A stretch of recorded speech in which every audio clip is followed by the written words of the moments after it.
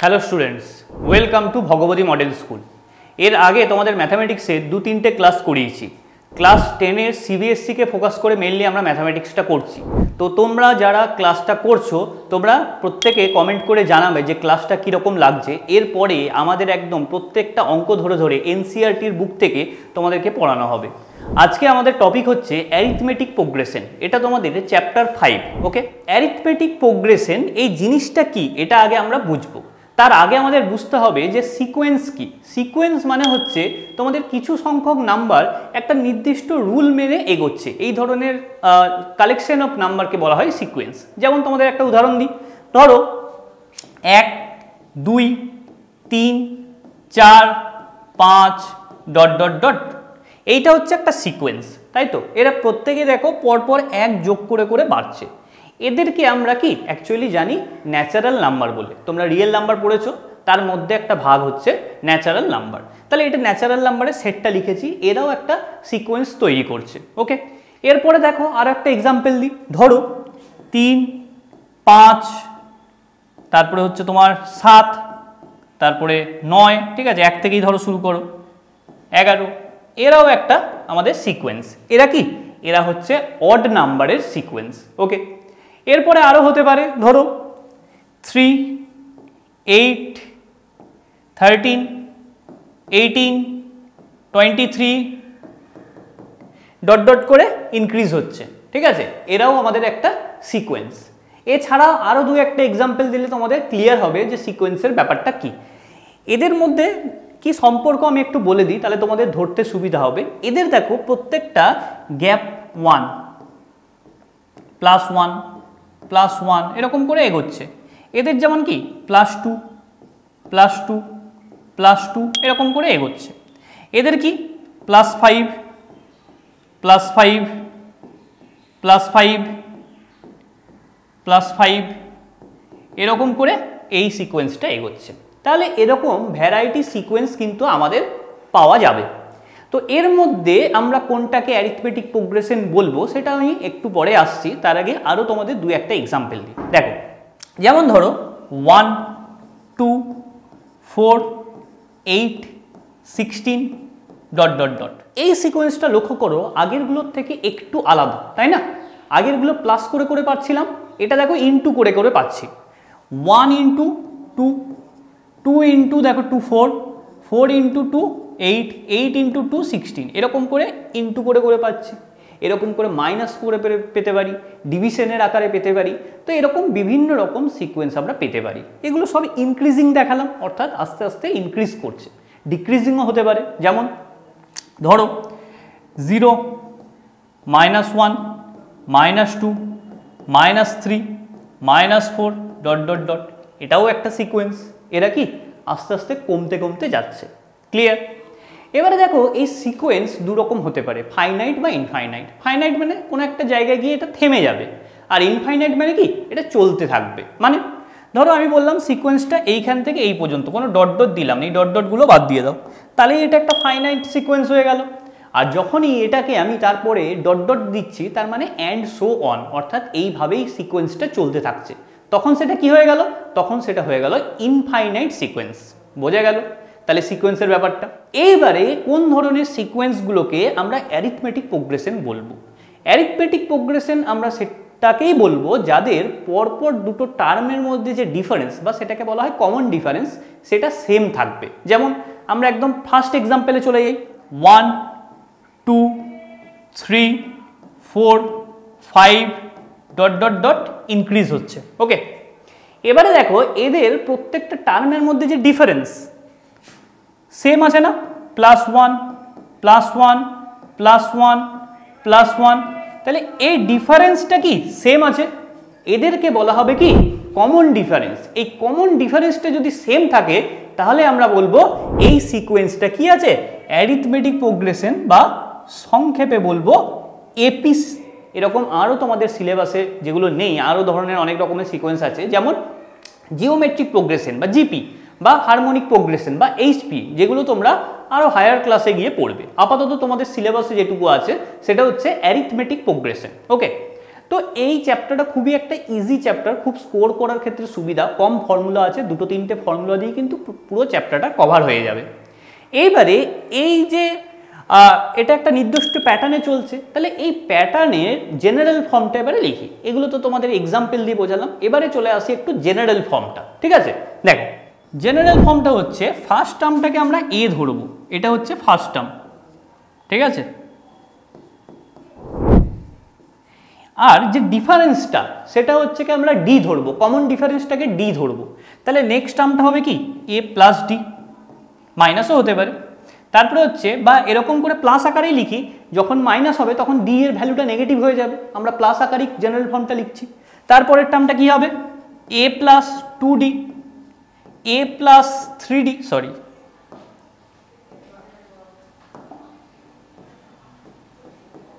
এইভাবে আমাদের কন্টিনিউ হতে থাকবে। ঠিক আছে, আচ্ছা এখানে একটা জিনিস লক্ষ্য করো যে এদের প্রত্যেকটা ডিফারেন্স কি ডি করে, তার মানে এটা অ্যারিথমেটিক প্রোগ্রেশনে আছে। ঠিক আছে, এইবার আরেকটা ব্যাপার দেখো, এটা ফার্স্ট টার্ম, এইটা হচ্ছে সেকেন্ড টার্ম, এটা হচ্ছে থার্ড টার্ম, এটা হচ্ছে ফোর্থ টার্ম। ঠিক আছে, তাহলে এইভাবে আমরা কি টার্মগুলোকে পাচ্ছি। ওকে, তাহলে দেখো এদের মধ্যে একটা ইন্টারেস্টিং তথ্য লুকিয়ে আছে। ঠিক আছে, যেটা কি ফোর্থ টার্মের ক্ষেত্রে এটা 3d, থার্ড টার্মের ক্ষেত্রে 2d। ঠিক আছে, তাহলে এরকম করে যদি এন এর টার্ম বের করতে বলে তাহলে সেটার কি হবে ফর্মুলা এ এন, যেটা হচ্ছে এন এর টার্ম ভাবছি, সেটা হবে a plus n minus 1 into d. দেখো এন এর টার্ম এন এর সঙ্গে একটা বিয়োগ হবে, দেখো থার্ড টার্মটা দেখো 2 আছে, ফোর্থে দেখো 3 আছে, সেকেন্ডে ডি আছে, তাহলে একটা কম হচ্ছে a plus n minus 1 into d. এটা হচ্ছে আমাদের 1 নাম্বার ফর্মুলা, এটা হচ্ছে আমাদের 1 নাম্বার ফর্মুলা।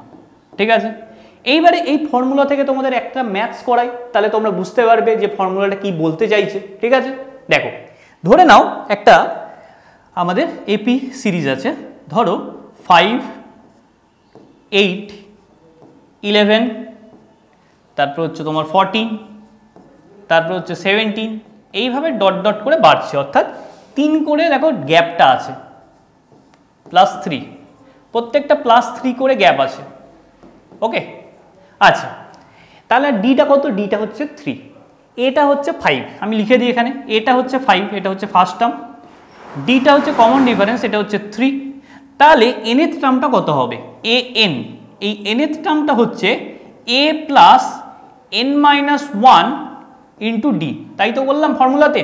তাহলে এটা হবে, এটা কত 5 প্লাস, ঠিক আছে, এবার এন এর টার্মটা হচ্ছে এটা। এবার আমি ধরো এন এর একটা ভ্যালু বসাবো, ধরো আমি বললাম যে 10 নম্বর টার্মটা কত এই সিকোয়েন্সের বা এই অ্যারিথমেটিক প্রোগ্রেশনে। ঠিক আছে, অর্থাৎ A10 বের করবো 10 নাম্বার টার্ম, অর্থাৎ এটা ফার্স্ট টার্ম, এটা সেকেন্ড টার্ম, এটা থার্ড, এটা ফোর্থ, এটা ফিফথ, এইভাবে চলতে চলতে 10 নাম্বার যে টার্মটা আসবে সেটার ভ্যালু কি হবে। ঠিক আছে, তাহলে A10 ইকুয়াল টু 5 প্লাস ব্র্যাকেটের মধ্যে 10 মাইনাস 1 ইন্টু ডি, ডি এর ভ্যালুটা কত, ডি এর ভ্যালু হচ্ছে 3, তাহলে হচ্ছে 5 প্লাস 9 ইন্টু 3, তাহলে 5 প্লাস 27 মানে হচ্ছে 32। তাহলে আমরা দেখো পরপর না লিখেও 10th টার্মটা পেয়ে গেলাম। ঠিক আছে, এইভাবে তো লিখে লিখে পরীক্ষায় দেখা সম্ভব নয়, ধরো 100 অবধি বের করতে বললো, টি মানে হচ্ছে যে T100 বা A100, তাহলে তুমি আর লিখে লিখে দেখতে পারবে না।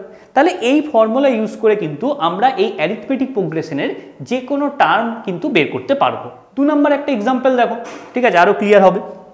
ধরো এটা আছে, ধরো -3, এরপরে হচ্ছে ধরো -8, তারপরে হচ্ছে -13, তারপরে -18, এই করে করে ধরো চলছে। ঠিক আছে, এবারে বললো যে এর 10 টার্ম।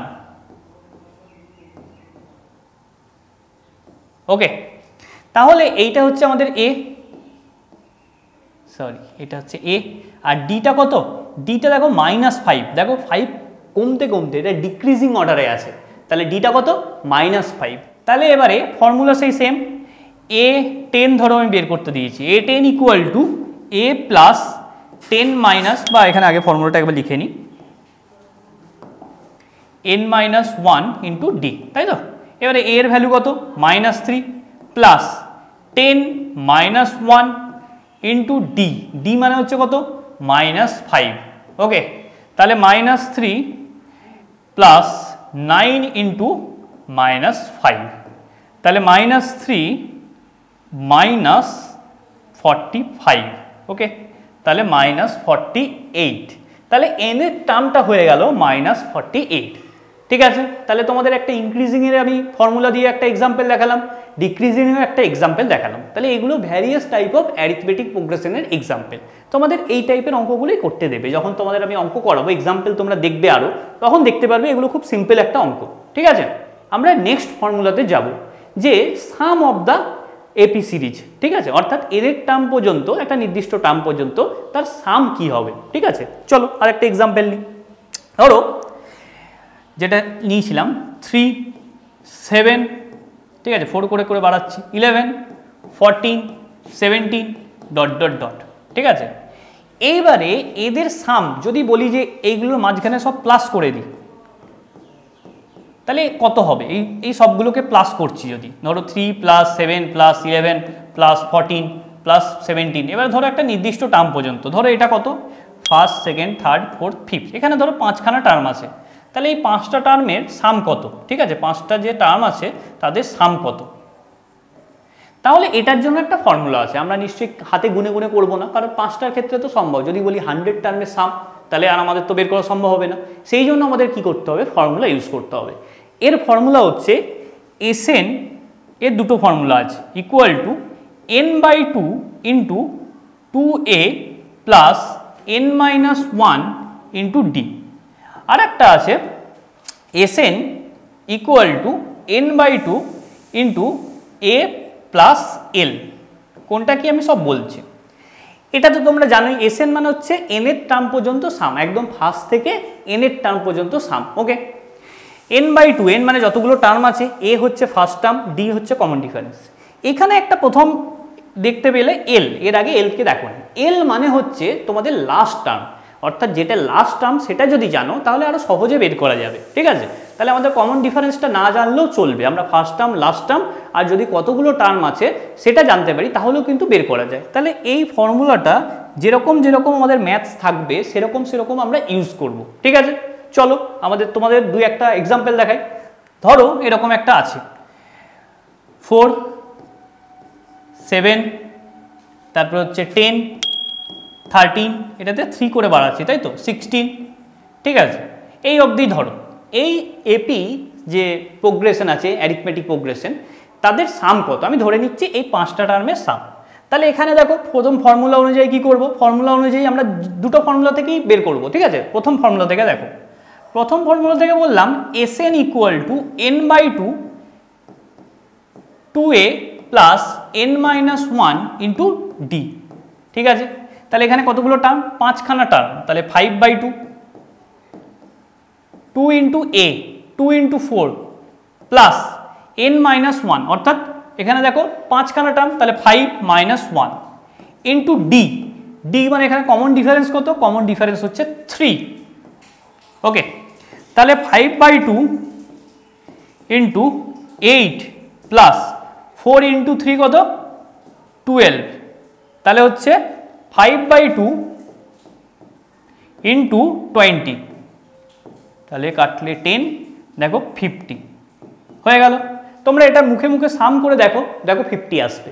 দেখো 4 + 7 হচ্ছে 11, 11 + 10 হচ্ছে 21, 21 + 13 হচ্ছে কত, 21 + 13 হচ্ছে তোমাদের 34, 34 + 16 হচ্ছে দেখো 50। তাহলে মিলল ফর্মুলার সঙ্গে, আমরা ক্যালকুলেট করে দেখলাম যেটা, ঠিক আছে। তার মানে ফর্মুলাটা ঠিক আছে। তোমাদের ডিরেক্ট এই ফর্মুলা ইউজ করে অঙ্ক করতে হবে, যে টার্ম বলে দেবে, সেখান থেকে তোমরা সাম বের করতে পারবে। এবার এটাকে আমরা 2 নম্বর ফর্মুলা দিয়ে দেখব, ঠিক আছে। ধরো এটাকে 2 নম্বর ফর্মুলা যদি ইউজ করে দেখি তাহলে কি হবে, দেখো n/2 into a plus n, second formula, তাই তো। এখানে দেখো আমাদের ডিটা না জানলেও চলবে, কোনো অঙ্কে আমাদের ডিটা নাও বলে দিতে পারে, ঠিক আছে। ফার্স্ট টার্ম আর লাস্ট টার্ম বলে দিল, আর কতগুলো টার্ম আছে বলে দিল, তাহলেও কিন্তু আমরা সাম বের করতে পারবো। যেমন 5/2 ইন্টু a হচ্ছে এখানে 4, আর লাস্ট টার্ম হচ্ছে কত, 16, তাহলে 5/2 ইন্টু 4 + 16 হচ্ছে কত 20। তাহলে দেখো সামটা বেরিয়ে গেল কত, সামটা বেরিয়ে গেল 50। ঠিক আছে, দেখো মিলল, দুটো ফর্মুলা দিয়েই সেম এলো, এবং আমরা নর্মালি কাউন্ট করে দেখলাম তাতেও সেম এলো, তাহলে ফর্মুলা ইজ অ্যাবসলিউটলি ওকে। তাহলে আমাদের এই তিনটে ফর্মুলা মনে রাখতে হবে, তাহলে কিন্তু আমরা অ্যারিথমেটিক প্রোগ্রেশনে যে কোনো অঙ্ক করতে পারবো। ঠিক আছে, চলো আর একটা এক্সাম্পল জানিয়ে তোমাদেরকে আমি এই চ্যাপ্টারটা আপাতত কনসেপ্টটা শেষ করছি, পরবর্তীকালে এনসিইআরটি বই ধরে ধরে আমরা সমস্ত অঙ্কগুলো করব। ঠিক আছে, দেখো নেক্সট যে একটা আমি নিজের মন থেকেই দিই, ধরো এরকম আছে 1 + 2 + 3 + 4 + 5 +... হচ্ছে ধরো 20। তাহলে 1 to 20 পর্যন্ত সাম কত হবে, অর্থাৎ ফার্স্ট n ন্যাচারাল নাম্বার। এটা একটা ফেমাস, এটার একটা শর্ট ট্রিকও আছে যেটা আমরা ডিরেক্ট ফর্মুলা আকারে ইউজ করি, সেটাও আমি বলে দেবো। তাহলে এটা দেখো প্রত্যেকটার কমন ডিফারেন্স হচ্ছে 1 করে করে। এখানে দেখো 20খানা টার্ম আছে, তাহলে আমরা যে কোনো একটা ফর্মুলা ইউজ করব। ধরো আমি ফর্মুলাটি ইউজ করছি n/2 × a + l। তাহলে এখানে কতগুলো টার্ম আছে, 1 থেকে স্টার্ট করে 20 অবধি, তাহলে 20টা টার্ম আছে। তাহলে 20/2, a হচ্ছে 1 আর লাস্ট টার্ম হচ্ছে 20, তাহলে 1 + 20 ব্যাস। আর কি, তাহলে হচ্ছে তোমার এটা 10 × 21 210।